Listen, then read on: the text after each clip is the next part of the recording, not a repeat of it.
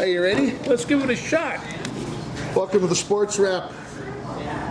10 days since we did a show, we almost forgot how to do it. Anyway, George Ringer. Look at it, it's 5:20. Well, what 5:13 on the real clock. Look how light it is outside. There is light at the end of the tunnel. Oh, a nice handy crew here at the Muni. So it's always enlightening to come here on Monday. Well, kind of a bum rapper last night for a football game. It's kind of, if you would have told me that they were going to score 34 points before KC ever got on the board. Would have put you in a room that was padded. Yeah, there would be no way that would happen, and it's and I'm going to tell you something that I know you know. Philadelphia won this game because of outstanding play from their offense and defensive lines, and that's just kind of. You tell me how you sack Patrick Mahomes 5 times in the first half, and you blitz 0 times. No blitzes. 1 first down, 38 total yards, and you didn't blitz once. No, and the people were talking about what would Brian Flores done with this, Exactly. And then we say, and I mean, I think we had pretty good play from our defensive line for the Vikings this year, but we blitzed 75% of the time. There was always somebody coming, and face it. I mean, I've coordinated defenses. I love blitzing. You can really bring a lot of pressure to bear, but Philly just didn't have to do it. And I think Philadelphia was ready to blitz if they had to. Yeah. But they found out that they didn't have to, and that tells me that either A, Kansas City's offensive line wasn't as healthy as we think it was, or they just had a horrendous game because. I mean, I watched, but I didn't watch the defensive line religiously. They weren't doing anything special. No, they weren't doing anything fancy. It wasn't. I mean, they're stunting a little bit, but it wasn't like they were doing these crazy things, standing up and jumping around and whatever else. Hands in the ground. And here they come and just beating your man one-on-one. Well, and that's, it gets down to be that basic sometimes. And it really was basic, grind them out football, like the kind of Philadelphia want to say. And I will say, the Chiefs, they came in thinking the only thing that they had to do was shut down Saquon Barkley. And they did. But A.J. Brown says, well, enough of this. And then there's Cooper DeJean put the real sticker in there when he intercepted and ran a pick six, and it was a beautiful pick six. He's a rookie from Iowa. We've been watching him for a long time, and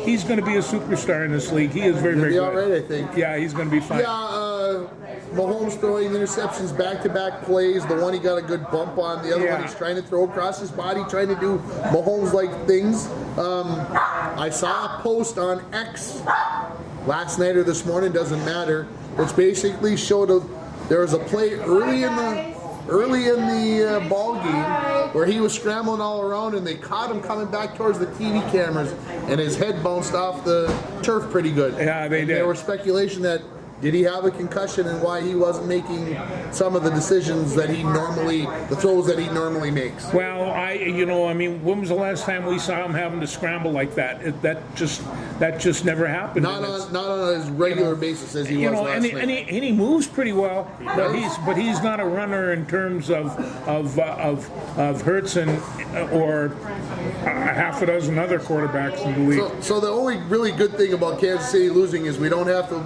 go through Facebook or X and see all these complaints about the referees getting the Kansas City Chiefs there. The referees, I don't know if they had good calls. Early in the game when they called that push-off on that 4th and 2 play, I'm like, oh my God, the fix is in. It's right there. It didn't work out that way. No, it didn't because they got hammered.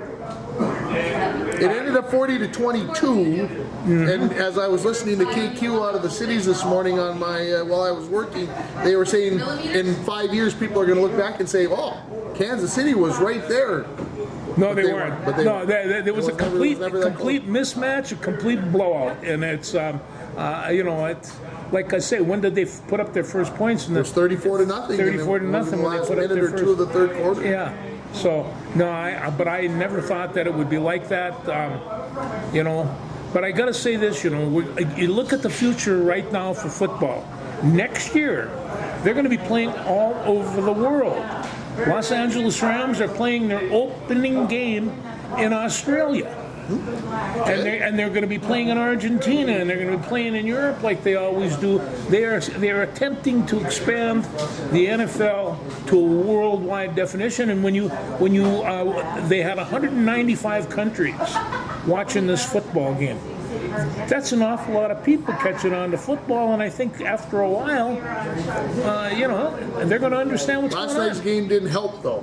No, it didn't do a When you get a thing. blowout like that, it doesn't help. No, it doesn't do a thing. So the Eagles are soaring again, which is a good or a bad thing. Bad thing. The only good thing about it was I picked them to win, so I mean that's the only thing I did say by that much. But one of the announcers on KQ's morning show on Friday morning, they played it back this morning. He said Philadelphia in a blowout, and I'm like, how? I mean, come on. Seriously, who'd ever believe that was going to happen? But it did. Well, you know what? On top of that, Philadelphia, they had a little bit extra time to piece together. Their offensive line's been bunged up a little bit the last 2 or 3 games, but they sure weren't on. The largest offensive line ever to play in the Super Bowl. 6'6", 338 pounds, and then he said in 1964, the average size was of lineman was 6'3", 245. You know, that's kind of what I was playing football at 1964. Crazy. It is. It's just they're huge, and they move very well. Were the commercials as bad as I think they were? No, I thought some of the commercials were pretty good. I liked the Budweiser horse commercial. I like the Budweiser.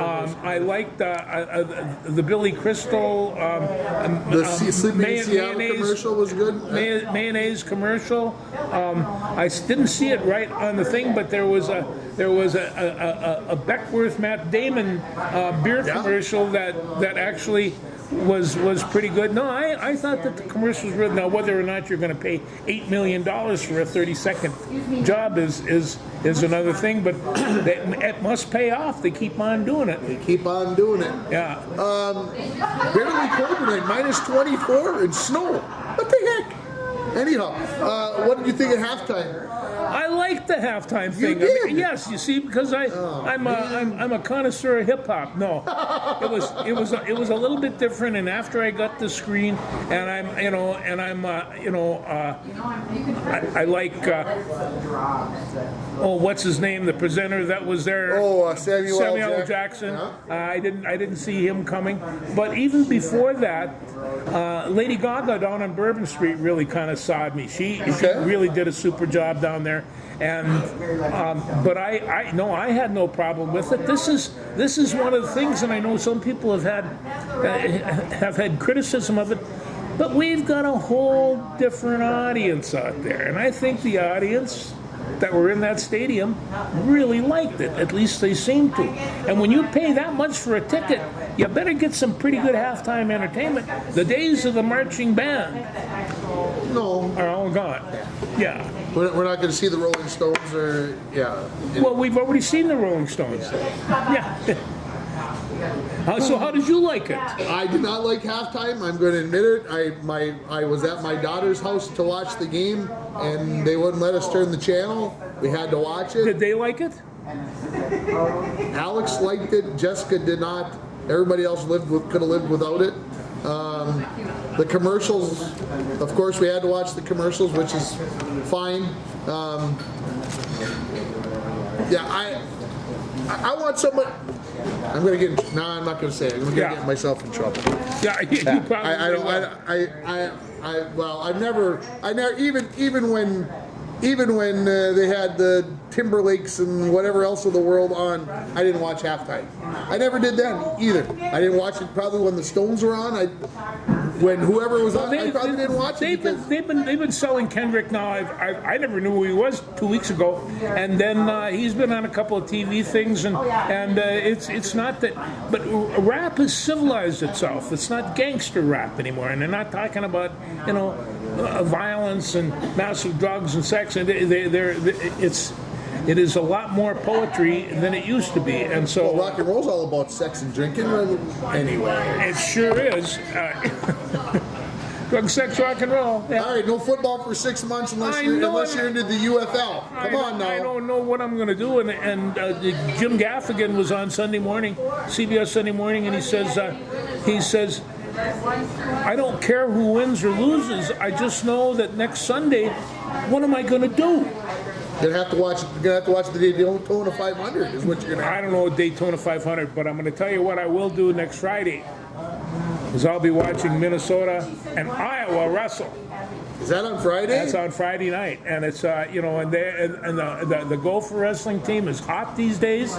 They've won six duels in a row. Six in a row, and they slapped Ohio State up. I think that has to be considered an upset. Yeah. And it's but taking on number 2 Iowa is different than taking on number 4 Ohio State or number 37 Purdue or whatever Purdue was. Well, we'll see how they match up, but there's some aces in the hole for the Gophers. Yeah. Salazar is there, and then this freshman, Max McKinney. He took on Ryan Rogotsky. These guys have met before. One's from Stillwater and the other one's from Waconia. Last year at the state tournament, Rogotsky went up a weight, which nobody ever does for the state tournament. He went from 175 to 195 or 185 to 195 so they could wrestle, and Max beat him 3-2. The other night, he beat him 15-5. McKinney is really turning into a dandy. He's 17-0, a redshirt freshman. He's exciting to watch. And then, of course, Minnesota has what nobody else has, the best closer in college wrestling. He's amazing. He just dominates. And in fact, there's two or three Gophers there that if you give them just a little bit of edge, they will dominate you. And so against Ohio State, they each won 5 matches. Minnesota beat them on bonus points. And this is kind of this mental domination type thing. And Stevenson knows he doesn't have to pin him, but he beats them 19-3 or 19. He just hammers the heck out of these guys. And so I'm getting really excited about this wrestling team. So we'll see what happens. I would love to see him pull the. Is that in Minneapolis or? It's in Minneapolis, and it is on BTN. So and then they smacked Purdue around on last night. They won 8 of 10 for 35-6. Stevenson is 10-0. He's 95-2 for his career. They close their regular thing at home against Iowa next week, and so we'll see what happens from there. But there's some real good wrestling going on down at the U of M right now. Well, I may have to DVR that one, I suppose. Yeah, you might have to do something. I got a home basketball game that night that I got to be at. I can't miss. So. Well, that's exciting news. That is exciting news. So, but Gopher Wrestling, it's kind of picking up where it's at. And Friday night wrestling, Big Ten wrestling, is as much fun as you can get. So that's what's going to occupy my time, at least for another month before, Big Ten championships and the NCAAs, that's all coming up. So they had girls high school section wrestling this past week, I believe I saw. Yeah. That means that boys section wrestling is this weekend. And then the teams are the next weekend. And then the teams are the next weekend. The state wrestling. It's getting serious time. It really is getting serious time, and I'm not sure just there's going to be some conflicts here. I'm sure I might have to bring another computer up into the room. Oh boy. Yeah. So more TVs. We'll see what happens. That is the solution to everybody's problems in the world. More TVs. Well, it's one of the things where, when you have 4 wrestling mats, and you want to catch at least a couple of the matches, and also this week with the girls, there's some really fine female wrestlers out there, and I want to watch these guys because these girls are getting recruited for Division I schools, and they are right now training for, I don't know, somewhere along the line, international wrestling. I'm amazed at how much girls wrestling has improved in the state in the course of the last 10 years. It's been utterly amazing. I was flipping through the channel somewhere along the way. I don't remember exactly when, but I was on ESPN and they were talking with this now MMA, UFC women's wrestler, and she was talking about when I was in college, I was going to be an Olympic champion. I was going to be blah blah blah blah blah blah. And she goes, and then I got into this, and she goes, this was a better fit for me. She's a mean SOB. That's all I got to say. And you have to be. You better be. You can't be very nice even at the Division I college level. There's some nasty kids out there. There really are. You want to talk hockey, basketball? Where do you want to go next? No, we can. I'm going to throw one more football item in there, Sure. because down here at the bottom, Aaron Rodgers the Jets told him they no longer need his services. So what do you think he's going to do? Well, one of my best friends suggested that he was going to become a Viking next, because that's what we do with former Packer and former Jet quarterbacks. They become Vikings. Anyway, no, he does not become a Viking. There ain't no way on God's green earth. And if he does, I may burn my whatever. Yeah. But having said all that, I think he retires. I think he's probably going to retire too. Unless somebody offers him the $50 million a year, which That could happen. that's a possibility. That could happen. All right, where do we want to go? Which one? What do you think? We can talk some hockey. Let's talk some hockey. Yeah. So NHL kind of going on hiatus. Yeah. Here at this time, we're going to start the Four Nations tournament. Canada, USA, Sweden, Finland. Starts on Wednesday.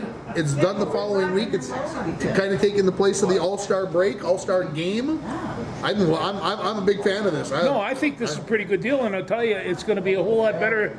Well, I think it's going to work better than the little tournaments that the NBA has pieced together, and also they're setting the stage for more international games. I mean, you don't not only play for the NHL, you play for your country as well, and and I want to see. I really want to see Kaprizov in an American uniform. Well, I don't think that's going to happen, but maybe. U.S. takes on Finland on Thursday, U.S. versus Canada on Saturday, U.S. versus Sweden on Monday, and the championship game is on Thursday. Can I say it this way? It's almost like it's three must-see games. I mean, to me, the whole tournament is kind of must-see. It's going to be fantastic, I think. I don't know how much of it I'm going to get to watch, to be honest with you, but the whole concept of it, I think is awesome. And it's getting us ready, quote unquote, for the Olympics are next year. And the Olympics, while they've already said that the NHL says they're not taking a break for it, but if this has success, does that make them change their mind? We're going to see what happens, but I think this is going to get pretty popular. I mean, there's an awful lot of Canadian and American hockey players in the NHL right now, and Finns and Swedes too. And not to mention Finns and Swedes, and they're from all over Europe. So it's. I think this is going to be kind of exciting. I certainly had no problem watching the juniors, and that was full of pros. So, pros to be. To be. While they're in third place in the Central, Dallas has moved ahead of us. The Dirty Buggers, I hate them. Okay, we're sixth in the conference. They only take 8 teams. But they're off until the 22nd. That's a Saturday, so they're off for almost 2 more weeks. Good time to get healthy, and that gets Kirill a little closer, right? They said a month. With his lower body injury and his surgery and everything else, so make a run. And frankly, if they don't, it would be horrible to waste this great start to the season they had. But again, it was one of those seasons when the Wild were not expected, just like the Vikings weren't expected to be at the top of the league. Well, they have to deal with a suspension. Idiot. What the heck is he doing? I don't know, but this is the second time he did it, and they nailed him for 10 games. I thought they'd bring some of that down, but Hartman. He did. Like I told somebody, if he hadn't been a repeat offender, he probably would have gotten 5 or 6. He got 10. You don't drive somebody's head into the ice. You can't do that. That's bad. Yeah, that's bad, boy. Stop it. We go sit in the corner for a while and think about what you've done. And we'll take, an eighth of your money, we'll donate it to a charity. You want to pick that?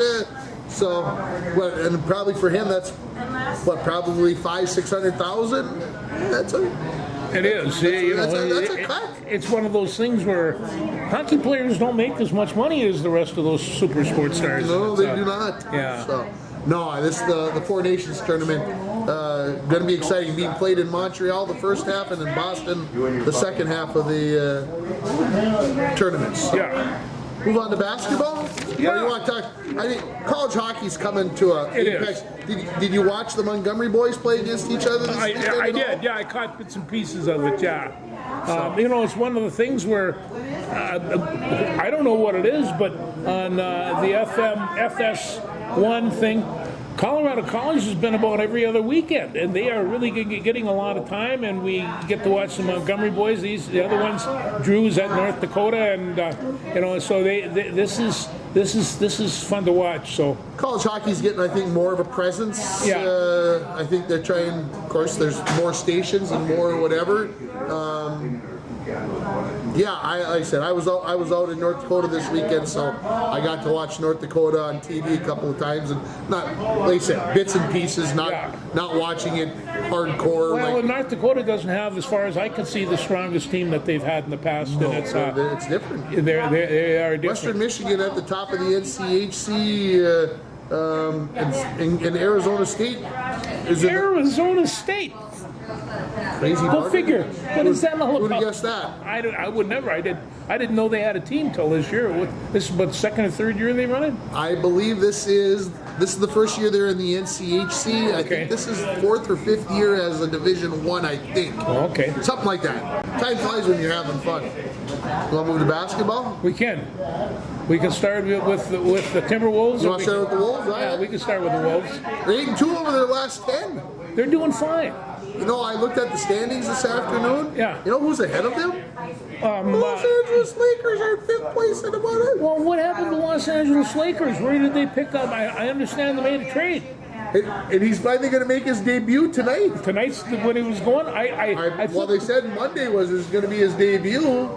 So that's today, Monday. So listen, he is born to play in Los Angeles. They are going to absolutely love him there. He thought he was getting along in Dallas. Wait till he gets to LA. He's going to be a superstar out there. They're going to Is he going to lose the weight? Well, that's the reason why Dallas traded him, because he was too heavy. Well, he's too fat. He is a big boy. I mean, come on now. Yeah. Is he gonna work himself into? No, I think look. They made a comment on ESPN when the trade was made the day after that during the finals last year, one of the ESPN reporters made a comment about Doncic, about him whatevering. I don't remember exact comment. You can go look it up. And when he said it about Doncic and maybe not being a part of the team in the future, or he wasn't part of their future plans, or however they said it, Dallas never came back and said that's a bull-faced lie. Matter of fact, there wasn't a word said about anything. So, needless to say, there was kind of like, we should have known something was in the wind, but nobody ever thought that this could happen, that Luka Doncic would no longer be a Dallas Maverick and be traded to LA. LA may have set themselves up a la Kobe Bryant, and I'm not saying that Luka Doncic is Kobe Bryant, but you have a team, you have a person who you can build a team around now for the next dozen years. Well, the last time I saw Luka Doncic, he was sitting on the bench, and the Wolves had just kind of put the hurt on those guys, and he was sitting with a towel over his head, and he looked like a defeated basketball player. So I'm not sure just where that's going to go. But a couple of things here. I got to ask, who owns the Timberwolves, and when are they going to straighten this out? They did. Did they? The magic of whatever. I was just picking Eli up just before I drove out. That was one of the reasons why it was going to be a little later, because I had to get Eli to hockey practice. Laurie and A-Rod are going to be the owners of the Minnesota Timberwolves. I can't help the judge ruled. I can't help but think that this is a good thing. And it's just it's a great thing. I really do. So I'm glad to get this even though they believe that there's not as much money there, and that Laurie and Rodriguez are going to cut the budget, cut the whatever. I don't believe that for a second. I think that's all hogwash. Well, you know, and they also, the Wolves, they stood pat on the trades. So this tells me that somebody thinks that somebody's doing something over there that they can work with. And, Conley is playing better. And what can I say? You know, Anthony Edwards, he's really fun to watch. You know, when he gets cooking, he is just really, really fun to watch. You know, but they're 14 games behind Oklahoma City. They are 42-9. You know, and what are the Wolves? They're 30 and 23. Yeah. So yeah, they got the Cavs today. Yeah. At Cleveland today. Bucks at home. Milwaukee at home on Wednesday, and OKC at home on Thursday. And your good friend Chet is back. He Holmgren is back for OKC. OKC's got the best record in the NBA, and now they got a 7-footer back who's been a starter. What does that mean? He was a 7-footer when he was in 10th grade. He's 7'3" What does that mean for OKC? Well, they're going to be. They were that good, and they're going to get better. They're a really good basketball team. So no, I can just see that. But you know, listen, I think that the Wolves, they're playing well right now. They had to piece together that team without having Towns, and they've done that. And it's just a matter of, geez, when they can shoot and when they play defense, they are hard to beat. Now, Julius Randle has been on the injured list. You think that has something to do with going 8-2? Well, I don't know, but it might. But he didn't get traded like I hoped. No. Like we talked about in the last show that he would be gone. No, he didn't go. The Wolves he didn't go. He didn't go. Yeah. And a lot of people have been saying he can't shoot. So we'll see what happens. He's kind of streaky. Jimmy Butler's a part of the Warriors. Yeah, well, the Warriors. I mean, you always thought that was kind of a fairly cool team from San Francisco and all like that, and they go for Jimmy Butler. They were grasping at straws. They were going to do something to try to get that team back to where they think that they should be. Chicago was involved with the trades. A lot of people involved. Everybody was involved. It was absolutely, it was the craziest NBA trade deadline ever. And I think when Doncic got traded essentially for oh my gosh, why can I not think of his name right now all of a sudden? The center who was with LA. Anyway, you know that they just announced today that he's out for probably a month. Oh boy! So that's a good deal. So Dallas gets their big man in, and he's down for a month. Why can I not think from Kentucky? He played at New Orleans. Why can I not think of his name? This is horrible. Yeah, well, more embarrassing than anything. But anyway, me too. I should know. Just the craziest trade deadline ever. And like I said, I think the Doncic thing told everybody, what the heck, if Dallas can trade the 4th best player in the world for, what's the heck is his name? Why can't we trade? Well, there were several other future draft picks that went. Well, there was more to it than that, but I mean, those were the two major pieces of the puzzle. So, yeah. Hubie Brown did his last game as the color announcer 91 years at the old. age of 91 the other day. Yeah, it doesn't make you feel a little bit like a slacker? No,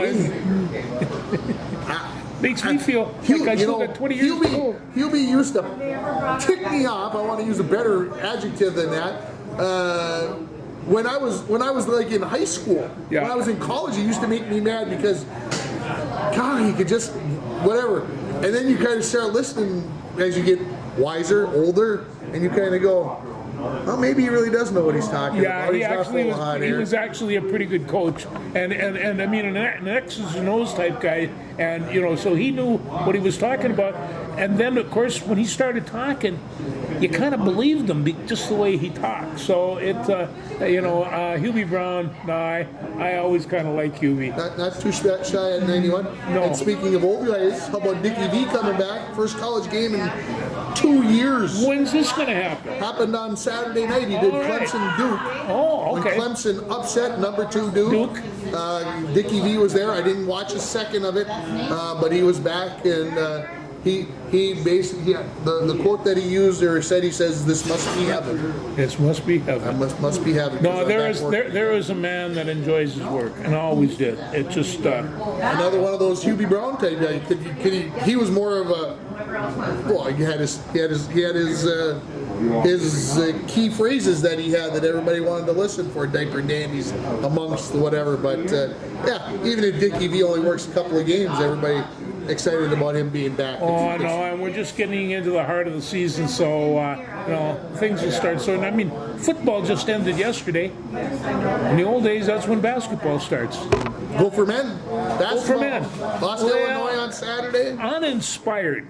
Yeah. And so they go out and they hit 3 threes right off the bat. Oh, here we go. We got something brewing. And then all of a sudden, the sky fell through. The Williams Arena roof fell in. It did, and they just, Illinois just grabbed it and took off with it and never looked back. And the Gophers were never in that game again outside the first Illinois 2-3 was ranked 23rd in the nation. Yes. So no crime losing. Every win that this Gopher men's basketball team gets is a bonus. No, but the crime was not getting any rebounds. They got hammered on the boards, and it's just by guys that were just working harder. Okay. And it's just they were swatting and whacking and Parker Fox and Big Frank Mitchell just couldn't control the boards anymore, and so they kind of took a whooping. But this is. They can't keep this up. So unless Johnson,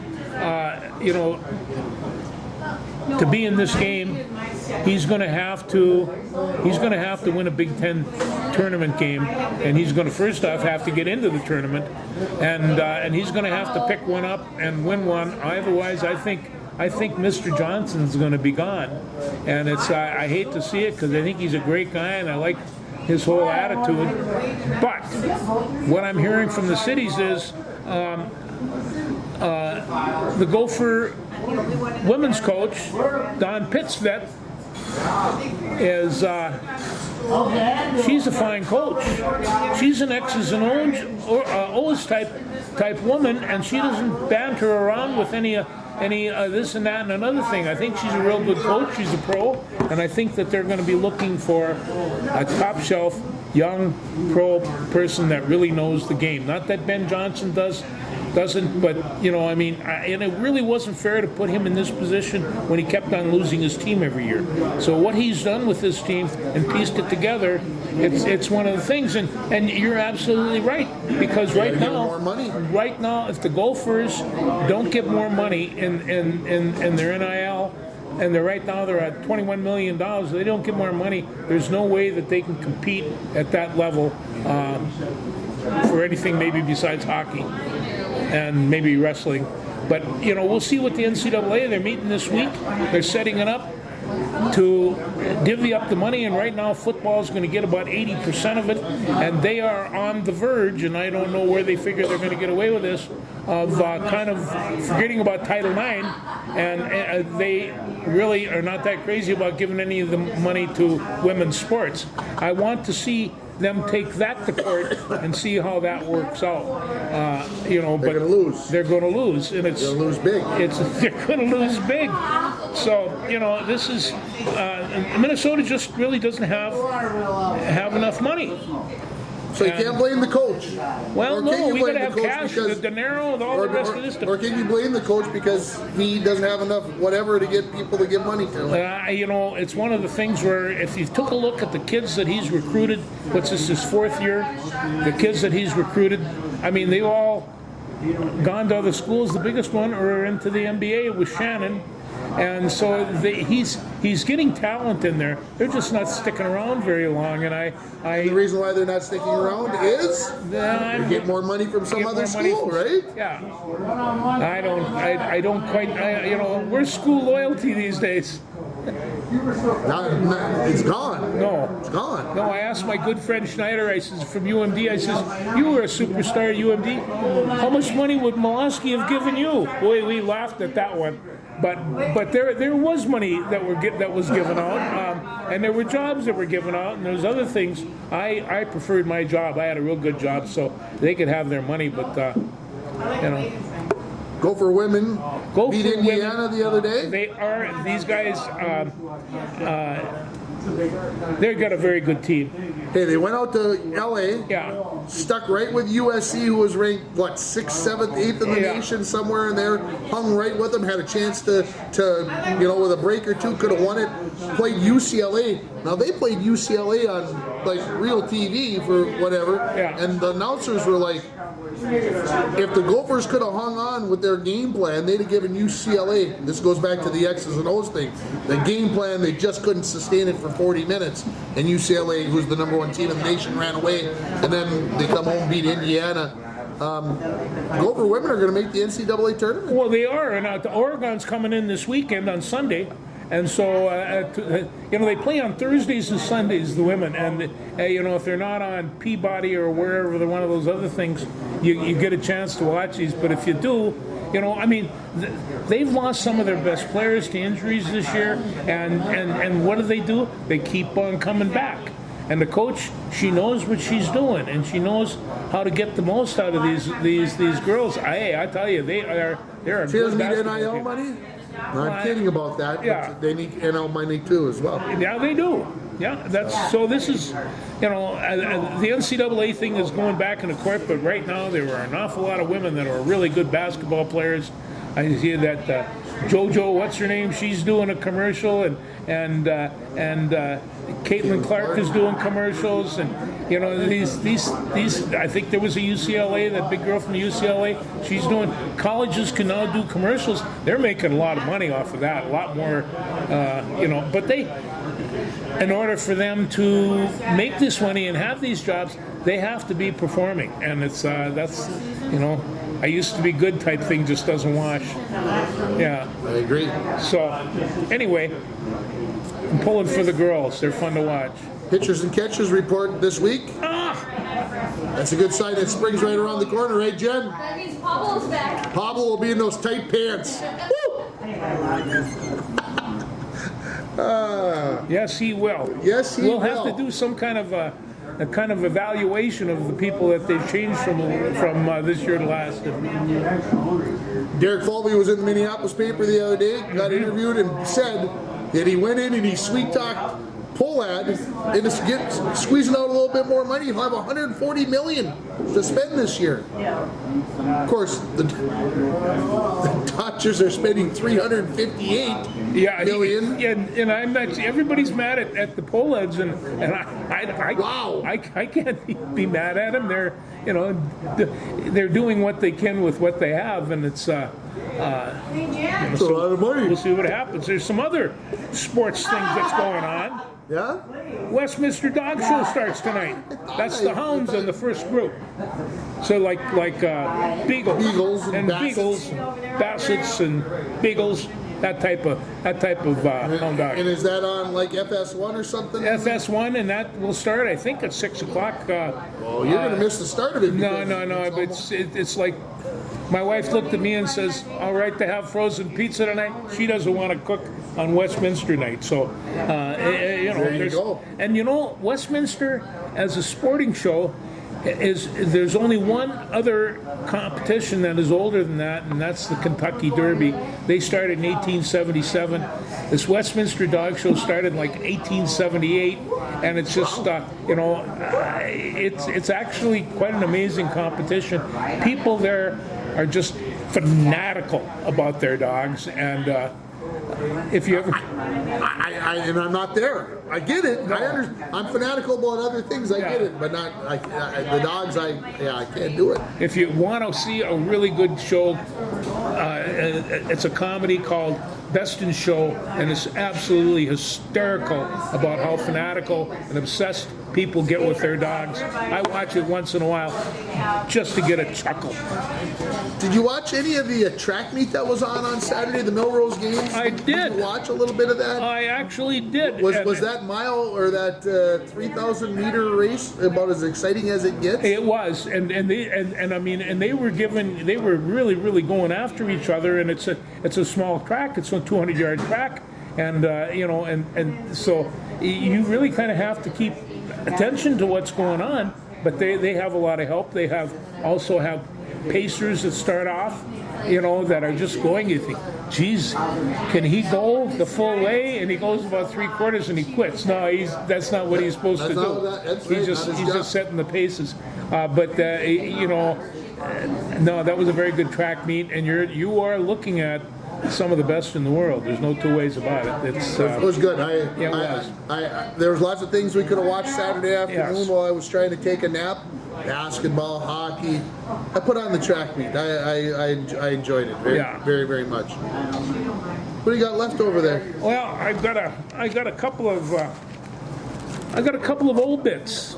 Yeah. And the first one I'm going to start off with. The first one is a guy named. This is Dwayne Kozlowski, and Kozlowski, there were twins, Dwayne and Dennis Kozlowski, and they were in the 80s. They both wrestled Greco-Roman in Seoul in 1988, and they wrestled with the U.S. team in 1989 worldwide. But these two twins were really, really a piece of work. I think they both became chiropractors or some such. But Dwayne passed away at the ripe old age of 65, and these were the type of kids that when they went into a gymnasium, all other kids would travel them around, walk them around. And when they were in high school, I watched them one time, and the only thing they would do was autograph these for these kids. And they spent all the time with the kids. The kids just loved them. But they were Greco-Roman wrestlers, and Dwayne was just a class act. The other one is a lot more personal. This is Bronco Hall of Famer Bobby Patnode. He passed away on the 29th of January. He lettered in baseball, football, and hockey, graduating in 1966. After high school, his love for hockey continued, where he played at Rainy River Community College and Stout University. Then he coached and reffed games, including 12 Wisconsin State high school tournaments. He reffed the game that a friend of mine that I played football with at UMD was coaching at Hayward. And they got into a little exchange, and even if it was a state championship, Bobby gave him the heave and threw him out, and I laughed because I knew the guy that he threw out, and that didn't surprise me at all. So Bobby still didn't take any crap, and I asked him about that, and he laughed to beat hell. So anyway, but he was on that '66 team full of superstars, and I mean, and Bobby wasn't really exactly a superstar, except that he could stick handle fairly well, and he was probably the fastest guy on the team. And then there were some people that could really skate on there, and we heard that Ross was talking about him. He says he could utilize him as both penalty killing and power plays, because he had fresh set of legs, and he would, as Ross would say, he could go zip zip, and Bobby was a zip zipper, and so but he played on that great '66 team, and without a doubt one of the most popular guys on the team. I also played football with him for many years, and he was also on that really good baseball team. So anyway, he leaves behind his wife Sue, son Andy, daughter Polly, and a granddaughter Lucy, and they lived in Wausau, Wisconsin. But Bobby, you were a great Bronco and a great guy. We'll miss you. Yeah, I got to know the Patnodes through the Hall of Fame. Yeah. Great people. humble, happy to be there. Love being a Bronco, the whole 9 yards. His daughter Polly messaged me last 2 Saturdays ago, just so that I knew what was going on. That kind of shows you what kind of class people they are. To include me, a guy who, whatever. To me, that kind of says everything. And I told Polly, I said, I'll always think about your dad sitting at the Hall of Fame at a table, smiling from ear to ear, just proud to be a Bronco. Well, that 66 bunch, just a class guy. that 66 bunch was really, really tight, and they, you know, really never did anything without really enjoying each other's company. And I noticed during the funeral, sitting with the family, of course, was Buzzy Christensen. Why? Well, that's where you would expect a guy like Buzzy to be, and indeed he was. So, those guys were class guys. There was no way they weren't going to be class guys the rest of their life, and they were. Bob had a great life, and you know, like I say, I'm sure his family is really hurting, but you know, Bob was very reverent, and he kind of figured this out a long time ago. But yeah, I was a bit startled, and it put a hush on our house, I'll tell you. Yeah, well, definitely. Anytime, well, and like I said, you know, it's you can lose anybody anytime. I mean, young, old, whichever. Yeah, it was a shocker. Kind of took the air out of a Saturday morning, but that's I guess that's when it does that to you. You know how special the person is. Well, that's right. So you know, I mean, I with my wife felt bad all Saturday morning, and then you know, what do you do? Well, you really do have to start celebrating a life. I mean, he's 77 years old, but he crammed 177 in that time. Nobody ever asked anything of Bobby that he wasn't really willing to get for himself. So he was a good man. No two ways about it. Just the way it is. It's the way it is. The way it is. Anything else before we let these people go? No, that's about all I have. All right, folks. We'll talk to you soon. Happy Valentine's Day. Take care.